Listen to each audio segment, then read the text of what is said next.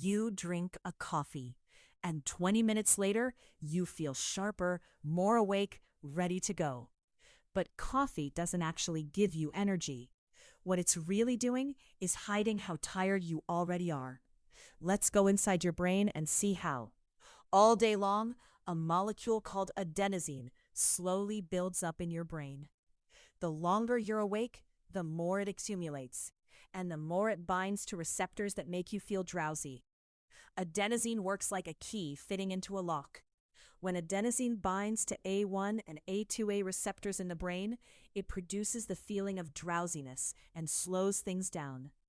Caffeine is shaped almost exactly like adenosine, close enough to wedge into the very same locks. But caffeine's real job is blocking adenosine from binding to those A1 and A2A receptors in the first place. With adenosine locked out, your brain stops receiving the slowdown signal. Caffeine promotes wakefulness specifically by blocking these adenosine receptors, not by adding fuel. You're not more energized. You're just not feeling tired anymore. There's a second effect too. Caffeine also has secondary effects on other neurotransmitter systems, including dopamine, which is part of why that first sip can feel like a small mood lift, not just an alertness boost. Caffeine doesn't just act on neurons. It also causes blood vessels in the brain to constrict, reducing cerebral blood flow. That's part of why suddenly stopping caffeine can trigger a headache. The vessels widen back out fast, and that rebound is what you feel. Caffeine doesn't just keep you awake, it sharpens reaction speed too. One study found caffeine improves reaction to moving targets, increasing alertness and detection accuracy. That's why athletes and gamers use it before fast reaction tasks.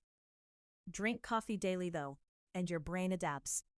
Chronic caffeine use leads to a significant increase in adenosine receptors, especially in some brain regions. So your brain literally builds more locks to compensate. That's why your usual cup stops hitting the same way. Here's the surprising part. This isn't all bad news.